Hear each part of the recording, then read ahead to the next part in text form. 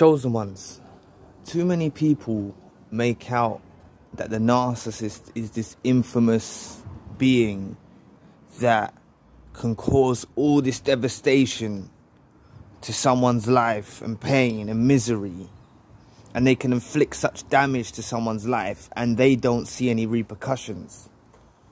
It's really spread around quite frequently how they don't face the repercussions of their actions, that they have no feelings, that they, you know, like that they don't have an impact on themselves through the separation.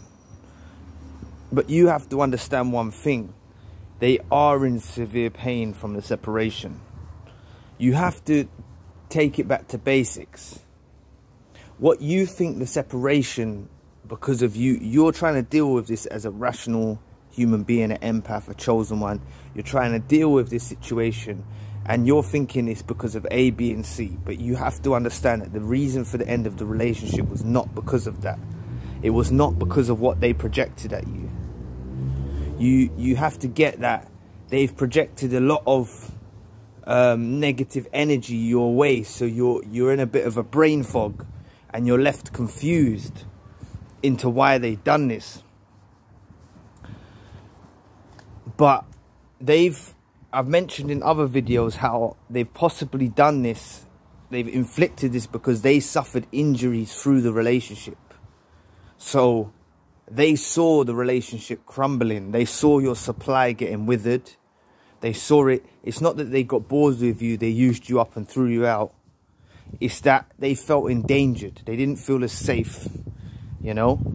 And I've mentioned frequently as well about how they see the grass is greener on the other side. Then when they get there, they're faced with a realization that they don't want this new source of supply. They actually want their old source of supply. And they're in constant split minds. They're diced up like an onion. They don't know what they want, you know. One thing we have to embrace as well is they're unsatisfiable. They're very unbalanced human beings. They're not in harmony. Their spirit, their mind, their heart is not in harmony with one another. It's very off balance. It's very offbeat. Yeah? It doesn't gel well. It doesn't gel well with inside them. And they have a lot of internal collisions that they face, and pain and grief. So they're not this infamous type of character that's just masquerading through life and not actually facing any repercussions. Please press the like and the subscribe button. Help your brother out. It will take 2 seconds of your time. Thank you. You know, like there's too much of this plague around the internet and stuff. And they hold the narcissist in such a high regard that it leaves you feeling defeated, beaten, ground down. You're getting bits and drips and drabs of information. You can barely piece together a picture. But when you understand that everything they dished out, everything that they put out to you in pain, in suffering, yeah, every single ounce of pain and suffering that you endured, they are going to feel the repercussions in another way that's a lot more sinister. They're constantly plagued in their minds of regret. They don't know what they want from one day to the next. They're very unstable. I was saying unbalanced, but it's unstable. That's a better term. They're very, very unstable individuals. They make rash, quick decisions, yet they're very stubborn. That's why you find yourselves going through long periods without talking to them. They may be doing silent treatment because they make rash decisions, but it's based off a premeditated plan. So, for example, you may have inflicted a narcissistic injury on one given day. So from that day forth, they made a rash decision to start premeditating to destroy you. And they was working out all these other ways. You see? Like, I heard a story in the news the other day. Husband and wife. The wife had some problems. I think it was in UK, in Scotland. But the wife had some problems with the husband. And the wife even had a safety word to text her mum, saying, I want cream cakes, which meant she's in danger. So this is how bad it must have got and how toxic it got. But I think through religious ceremony, through the religious aspect of their marriage, they were kind of bound together. So they didn't want to shame the family and stuff. But on one given day, he took her to a mountain in Scotland and pushed her off it. Now, we easily overlook these articles on the news and stuff like that. But the reason why he inflicted such devastation on someone is because through his own delusions and through how he actually felt, but it's based off something that could be solved in a 2-minute conversation, he was hurt. He was destroyed. I don't think she cheated on him. I don't think she done anything to him. If anything, she was the victim in the whole situation through the marriage, from how the story's been fed to me, from how I've heard it. She was the victim. But the thing is, they get so deranged that they take gestures of our strength, of our resilience,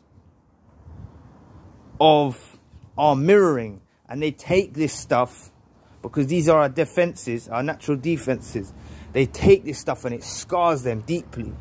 So that's why you'll see them come to these certain plans in a means to destroy you. So this is where you have to separate the relationship you thought you had with your spouse, your boyfriend, your girlfriend, your husband, your wife, whatever. You need to separate that. You was involved with someone who's plagued with demonic entities that makes them very unstable, very off balance, very making rash decisions, making premeditated plans like a psychopath. Because we talk about the narcissist, but they have psychopathic tendencies within their behavior too. They may not qualify in inverted commas in the doctor's spectrum to be a full-fledged psychopath, but they have tendencies, and they're far from the side of a spectrum of a chosen one.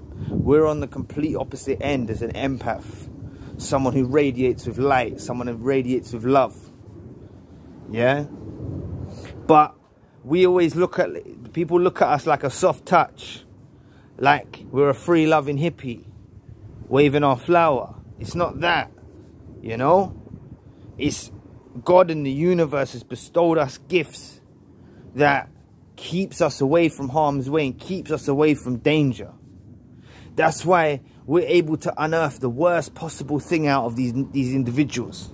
And that's why some of us are seeing such catastrophic endings to these relationships, because we unearthed that out of them.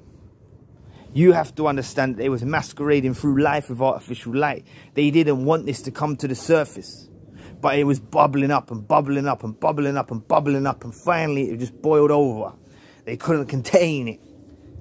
That's why you see people, you know, assaulted, but this is our way of breaking free from them. You see people, I'm not saying it's right for them to assault you or hurt you or nothing like that, but I'm saying they couldn't contain it.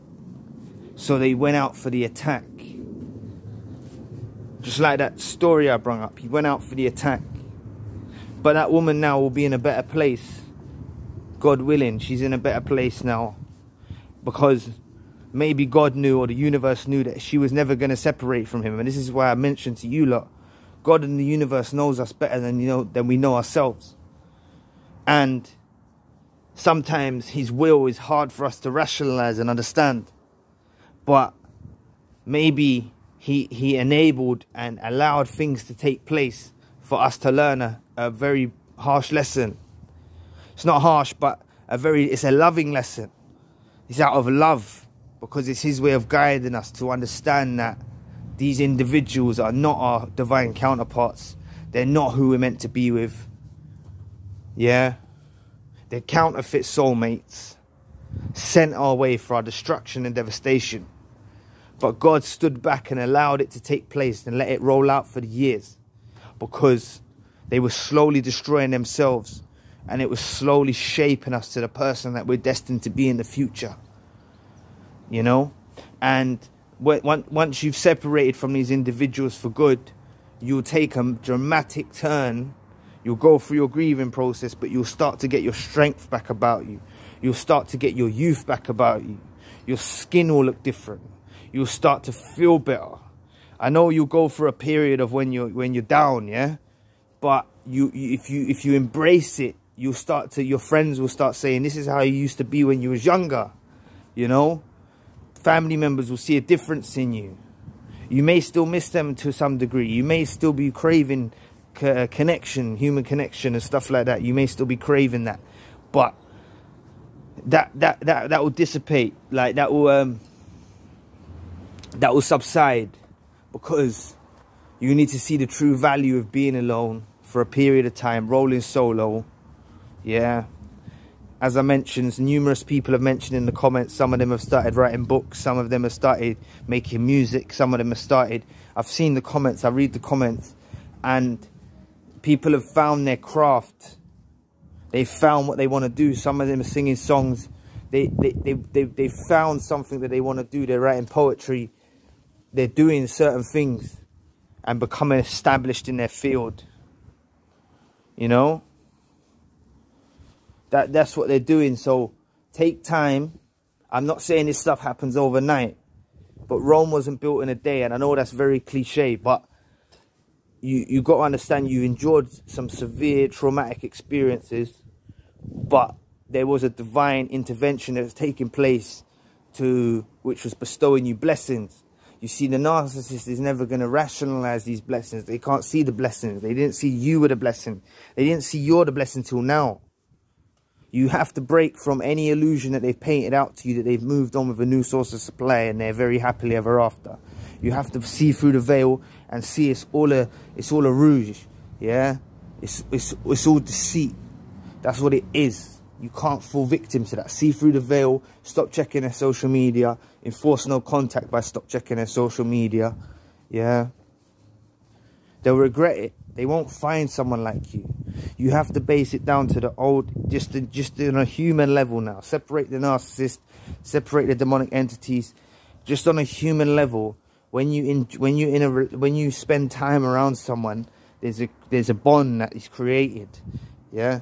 So there is a bond, yeah, and something that binds you two together in the real world, but also in the spiritual world as well. And they suffer this as well. But through time, ours will get lighter. Theirs is going to get heavier. They've had their glory for the moment. Their glory was that rampage that they went on just before the end, or the not reciprocating what you're saying and totally just bringing the relationship to a close. That was them. That was their moment of glory. Their glory's gone. Yeah. Everything's dark and grey for them now, wherever they are, with their new supply and everything like that. They wish for you back, believe me so. But anyway, I've gone on a bit.